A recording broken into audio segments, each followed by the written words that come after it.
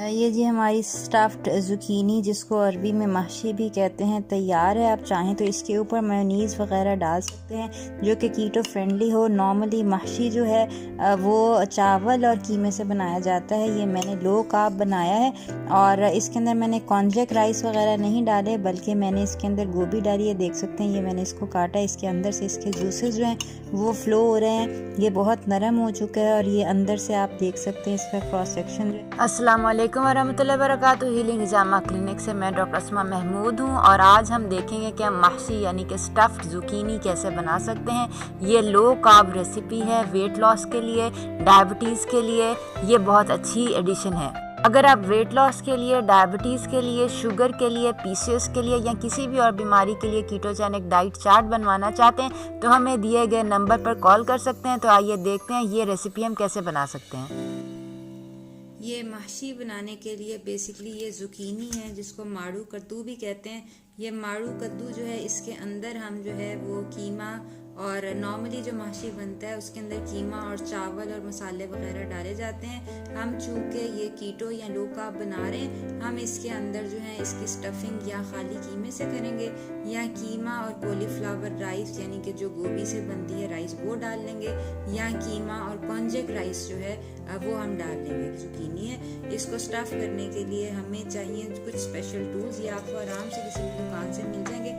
एक तो पीलर जिससे हम इसको छील लेंगे, दूसरा ये जो है ये कोर करने के लिए कि जो कि हम इसको इसके अंदर डाल के इसके जो बीज वगैरह हैं वो हम निकाल लेंगे। ये जब भी आपने माड़ू कद्दू लेने हैं तो ये देख लेना है कि ये थोड़े बड़े साइज़ के हों, ताकि हम इसके अंदर से जो इसका गूदा वगैरह है वो आराम से निकाल सकें। जो है ये आपको छोटे साइज़ में मिलते हैं, लेकिन छोटे साइज़ जो हैं उनको कोर करना जो है वो मुश्किल हो जाता है। ये बेसिकली ये आपका कोर करने वाला, बीज निकालने वाली ये इंस्ट्रूमेंट है। ये आपके पास जो है चीज़ है कि इसको आपने यहाँ से जहाँ से आपने काटा है हेड एंड, उसके अंदर जो है वो हम डाल देंगे। कोशिश करें कि ये बिल्कुल सीधा जो है ये अंदर जाए और फिर इसको जो है हम इस तरह रोटेट कर देंगे। जब हम रोटेट करेंगे तो ये सारे का सारा जो आपका बीज का पार्ट है ये निकल आएगा। ठीक है, ये इस तरह आपने ये बीज निकाल दिए। आप चाहें तो इसको, अगर आपका कद्दू जो है ज़ुकीनी जो है वो बड़ी है तो इसको आप 2-3 दफ़ा अंदर डाल के तो जो इसके बीज वगैरह हैं वो आप निकाल सकते हैं। ये आप इस तरह इसको अच्छी तरह जो है वो हॉलो कर लें। ये हमने ये देखिए सारे बीज जो हैं ये इसके निकाल लिए हैं और अब हम जब इसको अगर टैप करें तो ये आपको महसूस हो रहा है ये अंदर से जो है ये बिल्कुल खाली है। अब हम इसको जो अपनी स्टफिंग से भर लेंगे।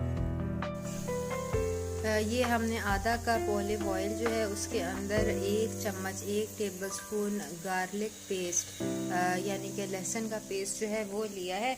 अब हम इसको हल्का सा जो है वो फ्राई कर लेंगे। ये हमारा तकरीबन 1 कप कीमा जो है ये हमने इसके अंदर डाल दिया और अब हम इसके अंदर अपने जो मसाले हैं जो बेसिकली ज़्यादा नहीं है, ये 1 टेबल स्पून जो है ये नमक है, पिंक हिमालयन सॉल्ट मैं यूज़ कर रही हूँ।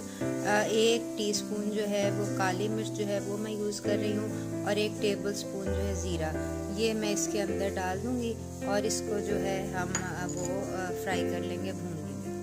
ये हमारा कीमा जो है भुन गया। इसके अंदर हम तकरीबन 1 कप जो है पिसे हुए टमाटर जो है वो डाल देंगे। आप चाहें तो इसके अंदर टोमेटो प्यूरी जो है वो भी डाल सकते हैं और अब हम इसको पका लेंगे जब तक हमारा कीमा जो है ये भुन जाता है। ये जी हमारा कीमा भुन गया है और अब इसके अंदर मैं डाल रही हूँ शिमला मिर्च और अपनी सब्जियां वगैरह। आप चाहें तो कॉन्जेक राइस डाल सकते हैं, आप चाहें तो इसके अंदर अपनी कॉलीफ्लावर राइस जो है वो डाल सकते हैं। बेसिकली गोभी को श्रेड करके आप डाल सकते हैं, लेकिन यह है कि मैं चूँकि ये लो कार्ब बना रही हूँ इसलिए मैं इसके अंदर स्टफिंग कर रही हूँ कैबेज की, जो sauerkraut है और ये जो शिमला मिर्च है इसको हम अच्छी तरह जो है वो मिक्स कर लेंगे।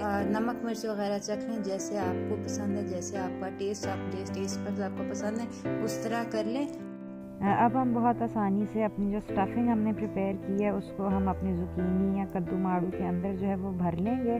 कोशिश करें कि सारी जो स्टफिंग है वो आप माड़ू कद्दू के अंदर जो फिल कर दें। अगर कोई बच जाए तो वो ये है कि वो एज साइड कॉन्डिमेंट जो है वो भी दी जा सकती है, या आप इसका सालन भी बना के खा सकते हैं।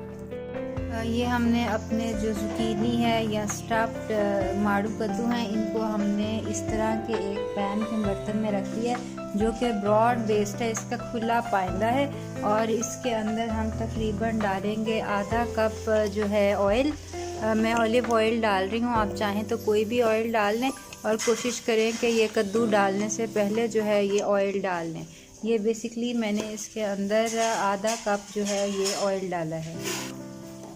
आधे कप ऑयल के साथ ये मेरे पास तकरीबन 1 कप पानी है, ये मैंने इसके अंदर डाल दिया है। ये आपने कद्दू जो है ये आपने देखना है कि ये आपने लंबे लंबे बिछाने हैं, ताकि ये है कि ये हमें इसकी साइड वगैरह जो सिर्फ एक दफ़ा चेंज करने की ज़रूरत पड़े। अब मैं इसके अंदर डाल रही हूँ, मेरे पास घर का बना हुआ खजूर का सिरका है, मैं तकरीबन आधा कप जो है ये सिरका डाल रही हूँ। आप चाहें तो लीमू जो है आधा कप लीमू का जूस जो है वो भी डाल सकते हैं। इसको अब मैं कवर करके ढकने के लिए पकने के लिए रखती हूँ।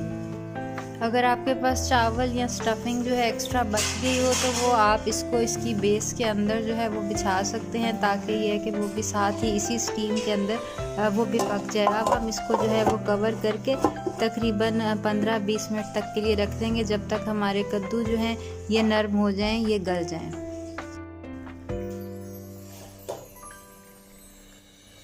ये तकरीबन 15 मिनट स्टीम के अंदर पकने के बाद अब हम इनकी साइड जो है वो चेंज कर देंगे। ये आप देख सकते हैं हमारे कीटो महशी या स्टफ्ड जुकीनी जो है वो तैयार है। आप चाहें तो इसको कॉन्जेक्ट राइस वगैरह के साथ खा सकते हैं, चाहें तो चम्मच से खा सकते हैं, और जिसकी स्टफिंग है उसको साथ इस तरह खाली भी खा सकते हैं। चाहें तो उसका सालन जो है वो भी आप बना के खा सकते हैं। इसके ऊपर आप अपनी मेयोनीज़ घर की बनी डाल के खा सकते हैं। मेयोनीज़ की रेसिपी जो है वो और सॉरक्राब की रेसिपी आपको हमारे चैनल के ऊपर जो है अब वो मिल जाएगी, तो ये आप ज़रूर बनाइएगा और हमें बताइएगा ये आपके कैसे बने।